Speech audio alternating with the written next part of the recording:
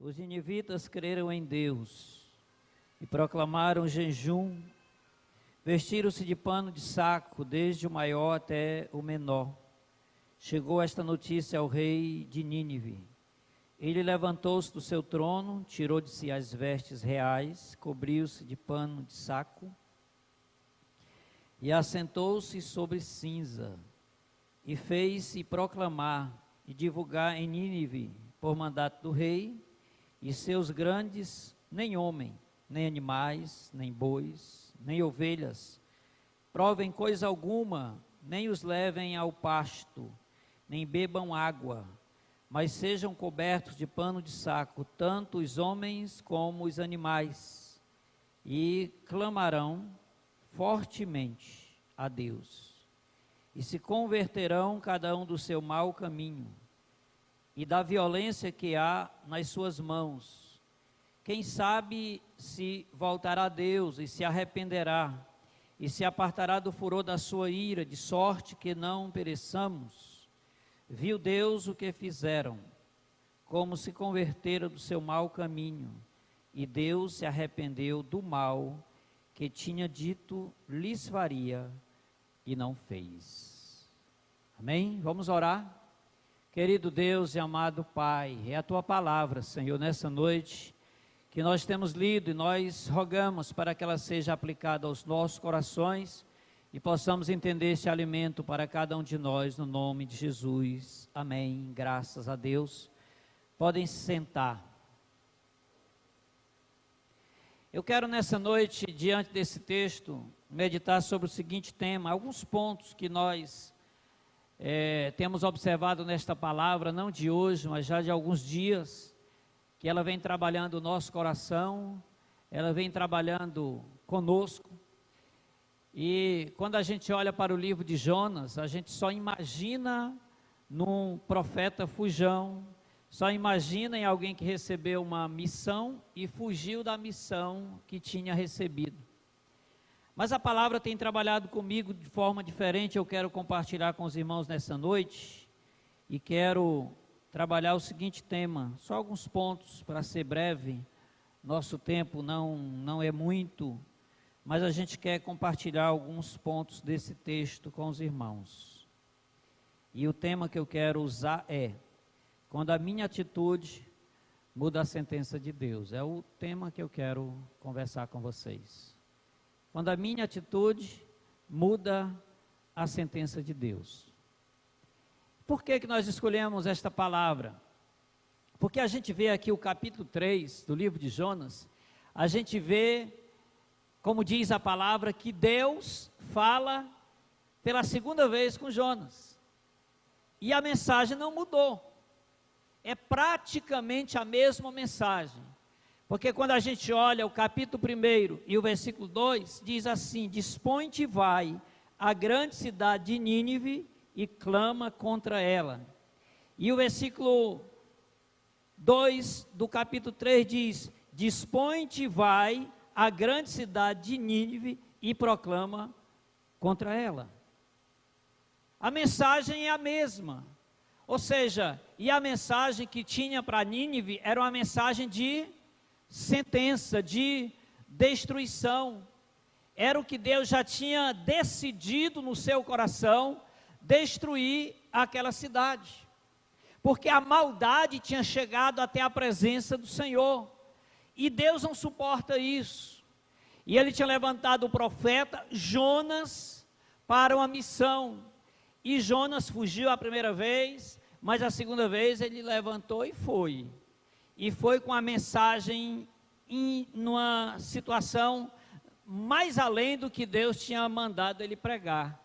Jonas não pregou misericórdia, Jonas não pregou oportunidade, Jonas pregou sentença.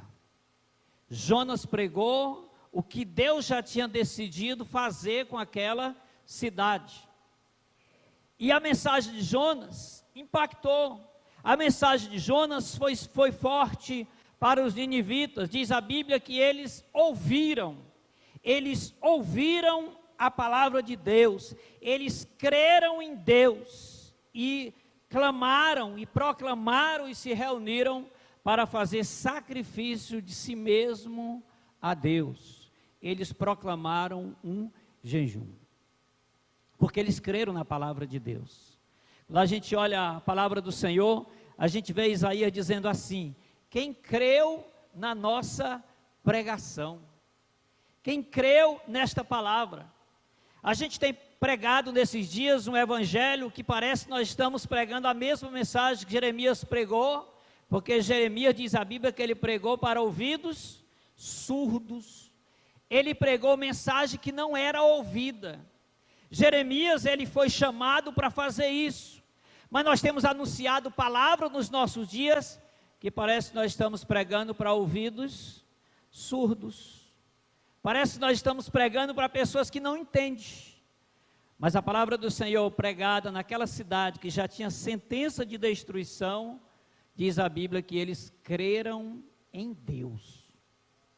E quando a gente crê em Deus, faz toda a diferença. Quando a gente crê em Deus, a gente também começa a ter atitudes diferentes.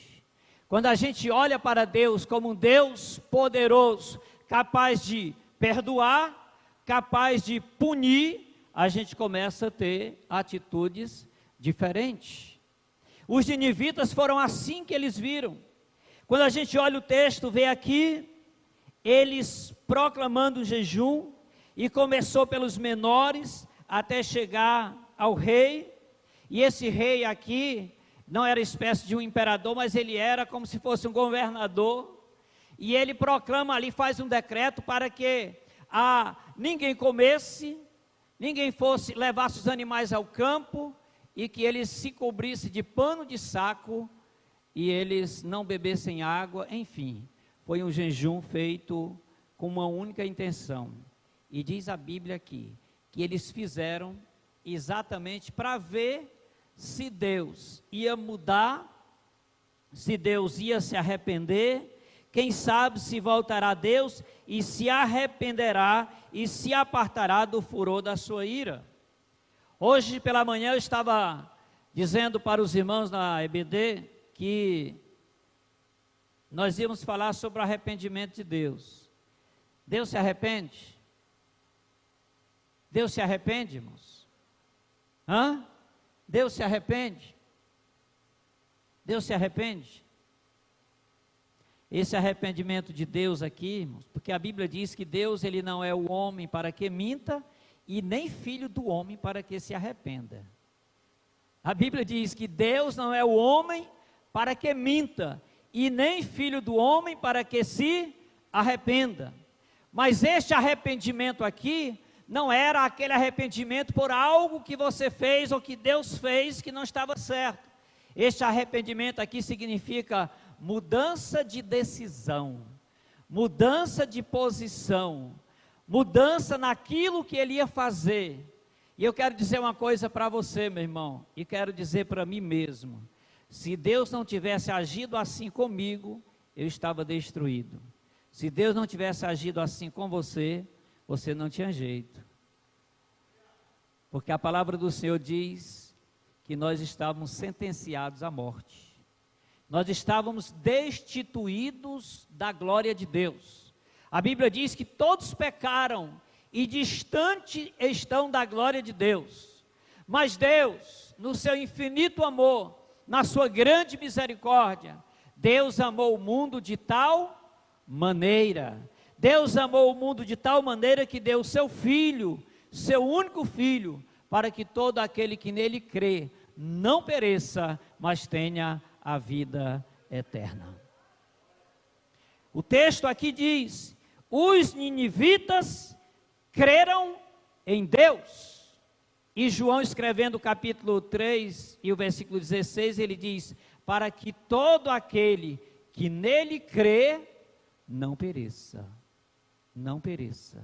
Você crê em Deus, meu irmão? Você crê em Deus?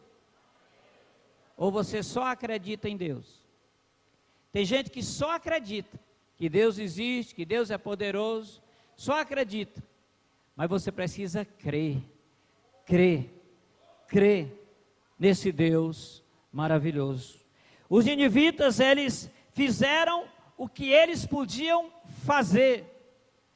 Hoje a gente tem visto que muitas pessoas não fazem o que pode fazer e quer receber o benefício do Senhor. Isso não existe. Por isso que nessa noite nós entendemos que a minha atitude pode mudar a sentença de Deus sobre a minha vida. A minha atitude pode mudar o que Deus faria comigo. Porque quando a gente olha João 3,16, eu não deixo de lembrar João 3,18.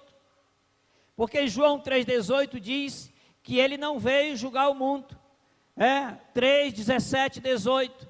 Ele não veio para condenar, mas aquele que não crê em Jesus já está condenado. Aquele que não crê.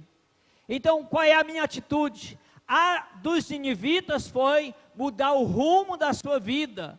As dos ninivitas, diz o versículo 10, viu Deus o que fizeram e como se converteram. Nos nossos dias a gente tem ministrado a palavra e às vezes uma ou duas pessoas vêm na frente, aceita Jesus e a gente usa uma linguagem que ainda não é adequada para aquele momento. 2 pessoas se converteram. Às vezes a igreja está cheia de gente e ainda não se converteu. Às vezes tem gente que faz um monte de tempo que é crente e ainda não se converteu. Porque o que a gente tem visto. Será que os ninivitas nunca tinham ouvido falar de Deus? Irmãos, a sentença é maior para aquele que conhece Deus e não obedece. Por isso que a Bíblia diz, é melhor que a gente não conheça, do que conhecer e não buscar servi-lo. É maior. Por isso, o que precisa acontecer conosco? Precisa a gente entender que a mensagem do Senhor, como ele disse para Jonas, a maldade desta cidade tem chegado à minha presença. A atitude desse povo tem me deixado com a decisão já para eles. E a decisão é de destruição. Tanto é que a mensagem de Jonas era a seguinte: não chegará 40 dias e a cidade será destruída. Não passará 40 dias. E ele pregava, de repente no caminho alguém podia dizer assim, eu quero ouvir mais, eu quero me converter, eu quero aceitar. Ele disse, não tem mais jeito para vocês. Vocês vão ser exterminados. Vai descer fogo do céu e consumir tudo. A cidade vai ser destruída, não tem mais jeito para vocês. Você sabia que às vezes, irmão, nós fazemos esse tipo de julgamento com algumas pessoas? Nós olhamos e dizemos, fulano não tem jeito. Mas ele tem. Basta que ele tome uma atitude. Basta que ele se vista de saco. Basta que ele desça na presença do Senhor. Basta que ele mude de atitude. Porque quando nós mudamos de atitude, Deus muda de decisão.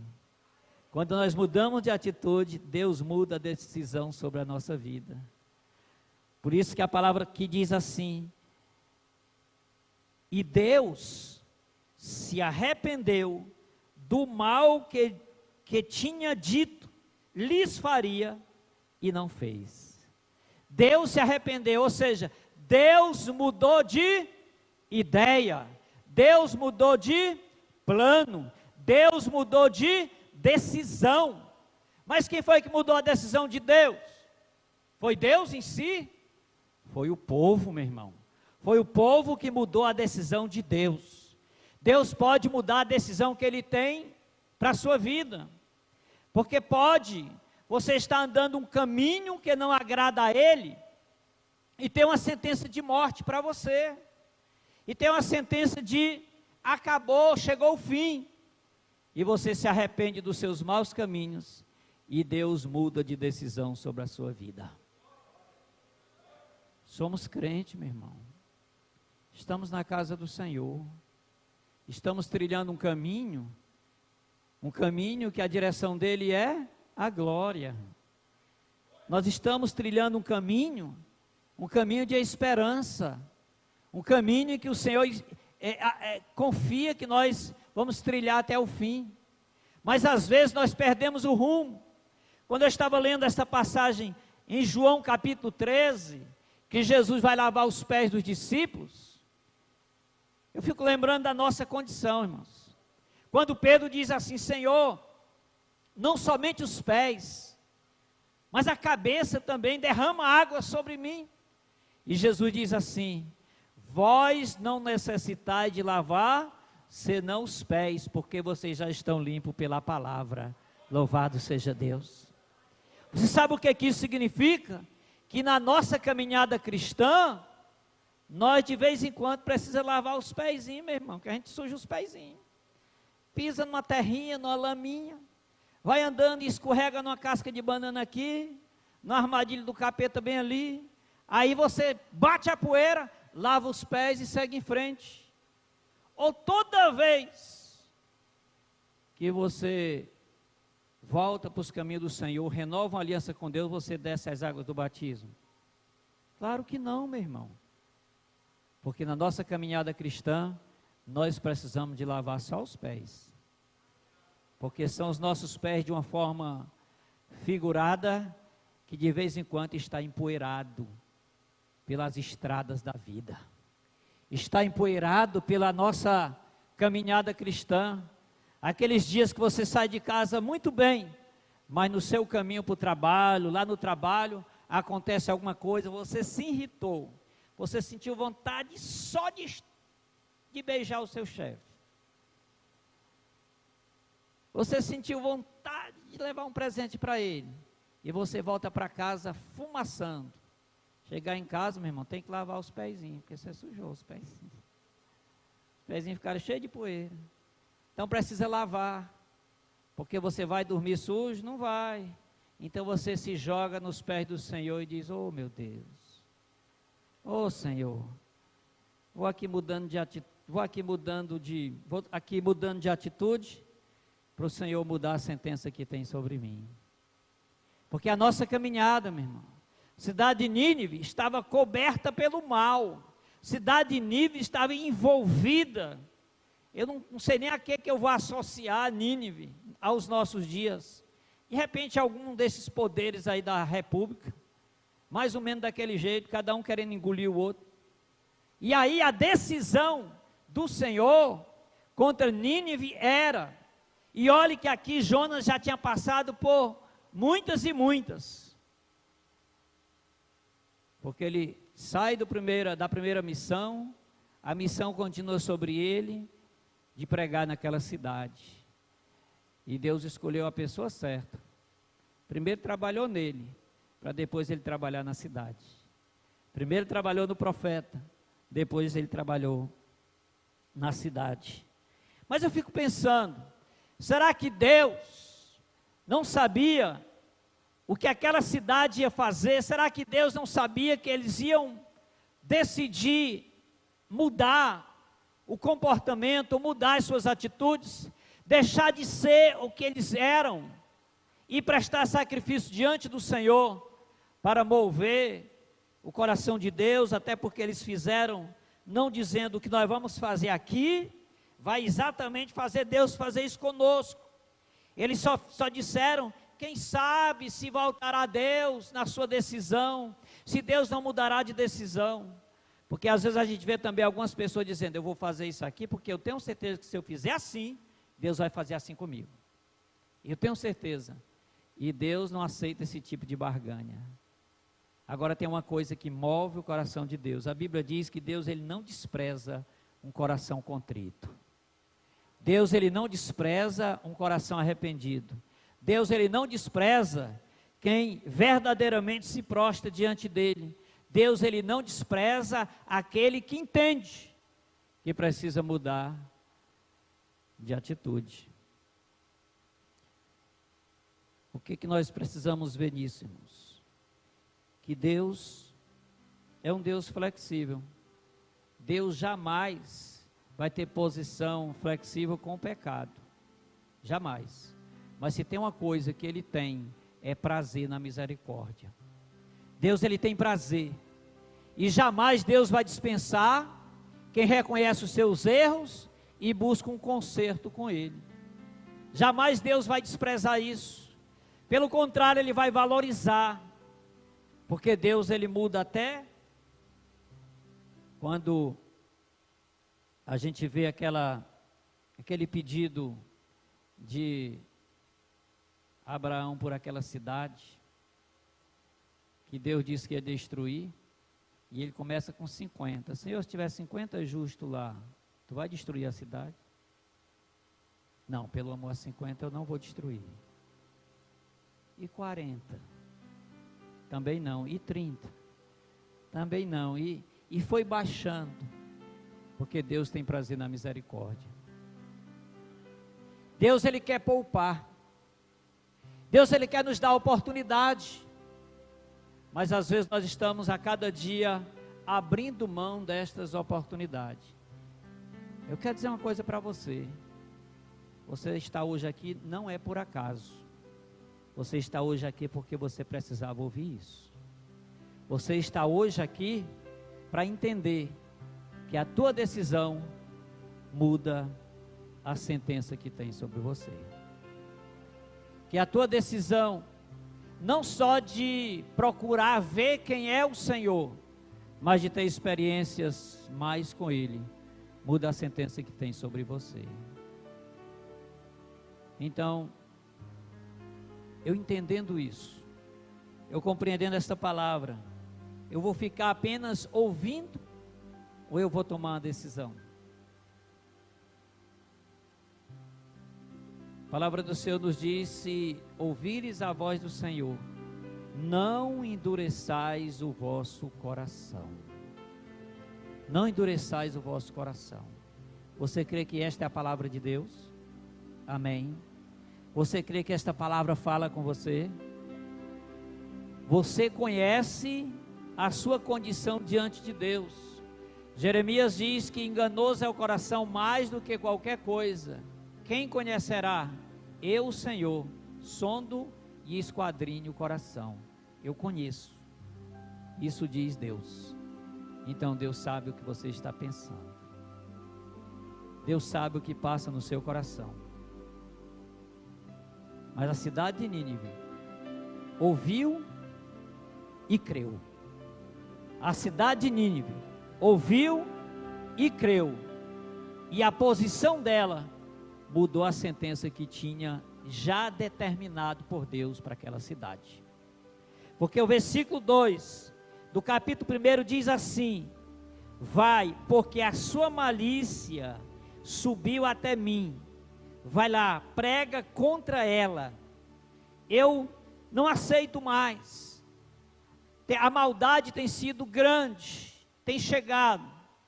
Aí de repente alguém pode dizer assim: mas eu não tenho feito nada que possa desagradar o Senhor. Eu não bebo, eu não fumo, eu não jogo, eu não danço, eu não faço isso, não faço isso. Mas você tem uma alma para prestar conta a Deus. Você tem uma alma para prestar conta a Deus. E você sabe que esses costumes, tem pessoas que abrem mão disso e nem serve a Deus. Nem serve a Deus. Mas Deus conhece o coração, sonda o coração. Então o que eu preciso fazer nessa noite? Eu preciso mudar a minha atitude para mudar a sentença que tem sobre mim.